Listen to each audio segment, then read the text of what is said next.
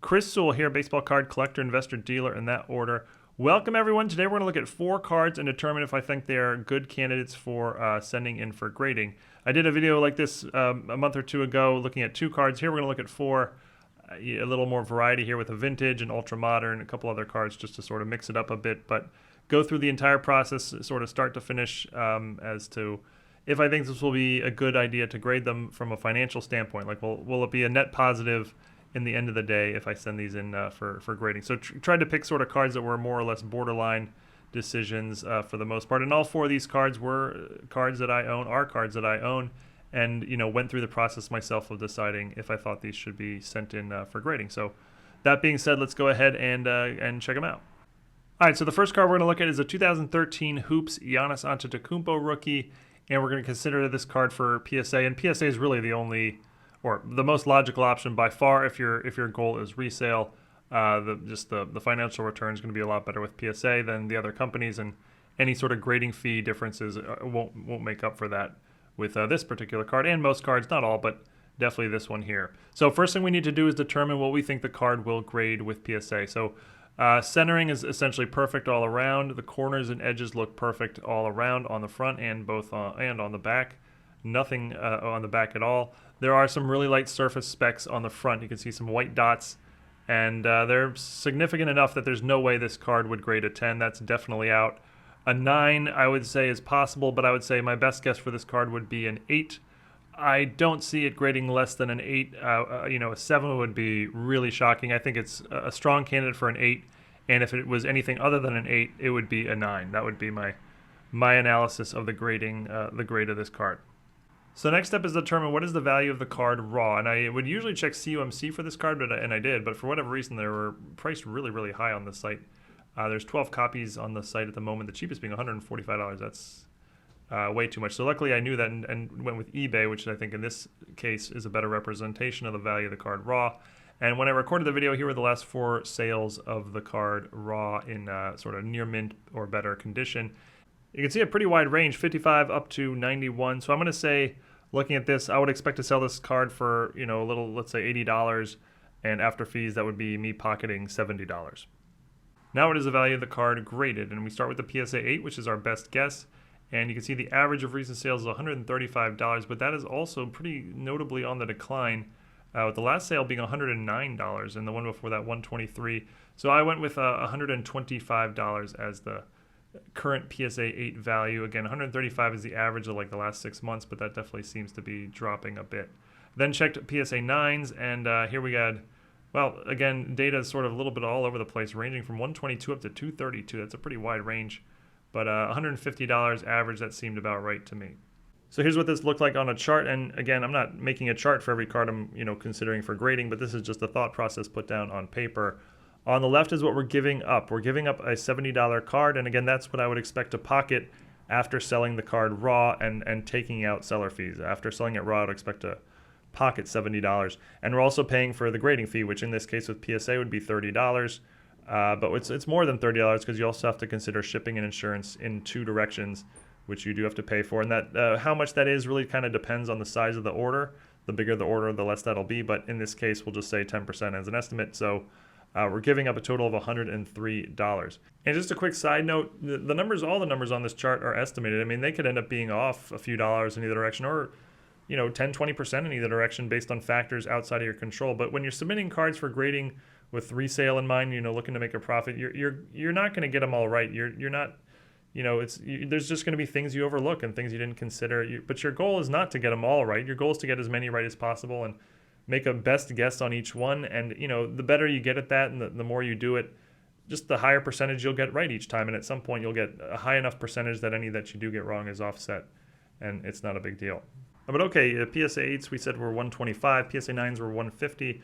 So EV, which stands for expected value, is going to be somewhere in the middle, and I'm going to say 130 is sort of what I expect to get out of this card once I grade it. It's in the middle, but closer to the PSA 8, because I think it's more likely to be the 8 with the long shot at the 9. Seller fees are going to be about 15%, so we'll say $20, meaning after I send this card in for grading, get it back, and sell it, I will expect to pocket $110. Remember, I'm giving up $103 in order to sell this card for $110. meaning the value I've added to this card by grading it is $7 by my best guess. And I do think of these two factors when considering a card for grading. The volatility is a big one. How likely is the card to go way up or way down in the short term? But if you were to send it in, by the time you get it back, could the card be half the value or double the value? I personally like to avoid that. I like cards with low volatility. I'm trying to eliminate the gambling aspect as much as possible. That's just my personal preference. That doesn't mean it has to be yours, but I like low volatility cards. This card here is really actually low volatility. I put medium, but it's a key, it's a rookie card of a major star. I mean, yeah, modern cards have been dropping a bit lately, so 2 months from now it could continue to drop, but major star rookie card, I would say it's sort of unlikely to see a major price rise or drop in the next 2 months, especially during the off season. And then it's an easy to sell card, so these two really didn't play a factor in my decision-making process. So all that's to say, my best guess is if we were to send this in for grading, we would add a few dollars in value to the card. Is it worth it? Basically a toss-up. I decided no. I don't feel like waiting a few months to just add a few dollars in value. I'd rather just sell it now. So I did not send it in for grading. I sent it to CUMC, and we'll sell it there raw. All right, next card up is our vintage card. I guess you can call the Joe Montana rookie coming up a vintage card as well, but this is definitely a vintage card, 1955 Topps Harmon Killebrew rookie, and this one has an interesting outcome, I thought. But first thing we want to do is determine what we think this will grade. Definitely considering PSA first for this card. And if you take a look at the corners on the front of the card at the top, both corners at the top are pretty dinged up. The bottom corners are a little dinged up as well, but the top ones are particularly not great.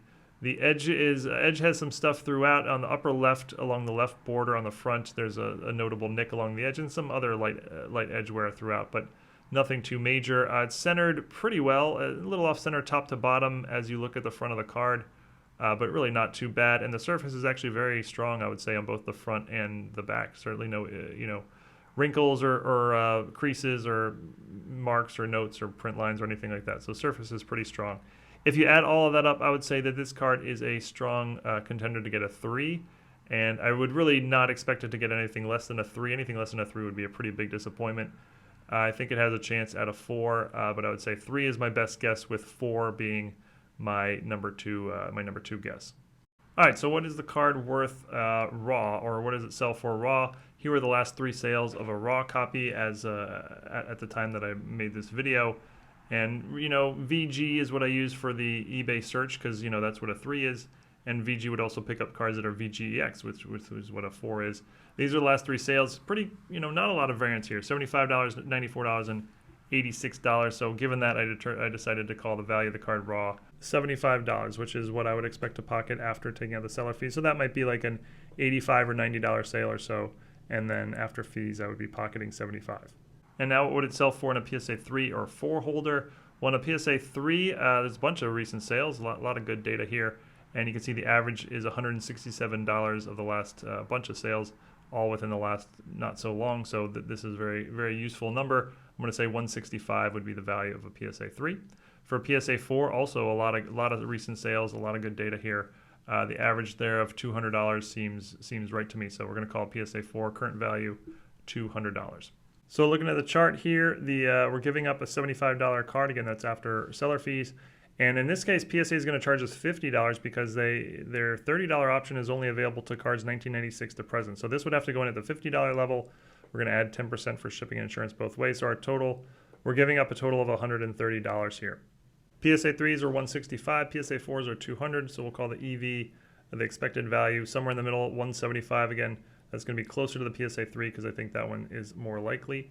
Seller fees are going to be about 15%. We'll call it $25. So we're looking to pocket $150 after we've sent this in for grading and sold the card. We are giving up $130 in order to sell this card for $150. So the value added to this card by sending it in for grading is approximately $20. That's my best guess. And again, the 2 notes really don't play a factor here. Volatility is always low on vintage, or almost always low on vintage. Another reason to love vintage, and it's a Hall of Fame rookie card, so easy card to move, graded or ungraded.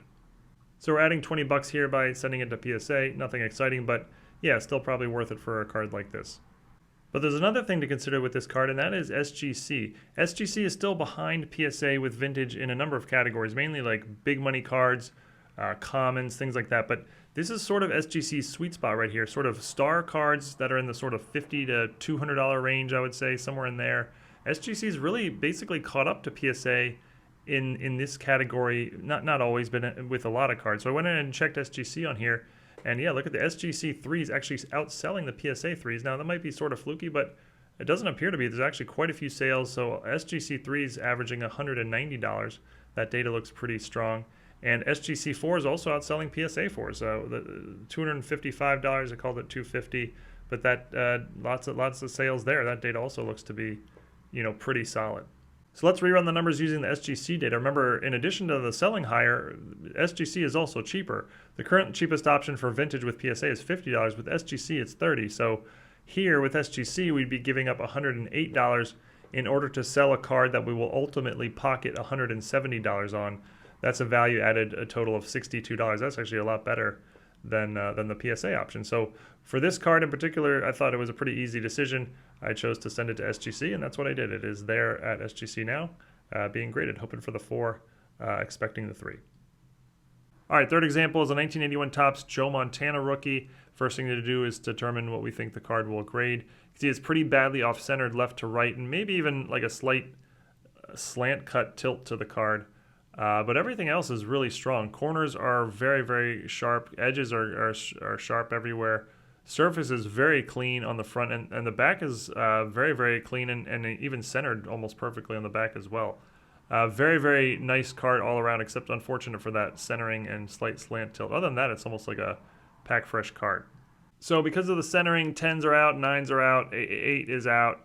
7 7 has a chance. I mean, it's pretty off center for a 7. I mean, if I saw this in a PSA 7 holder, my immediate reaction was that's too off centered for a 7. But given that it's so sharp everywhere else, I guess it's possible. My best guess on the card would be a 6, X-Mint 6. I really don't see it being less than that. I mean, a 5 would be pretty harsh. So my best guess is a 6, and if it wasn't a 6, my second guess would be a 7. But I don't think a 7 is very likely. All right, so what is the card worth raw? Well, here are the last 3 sales of a Joe Montana rookie listed as X-Mint raw on eBay. And you can see a very wide range, 71 up to 140. The 71 at the bottom is really off-center, even worse than mine.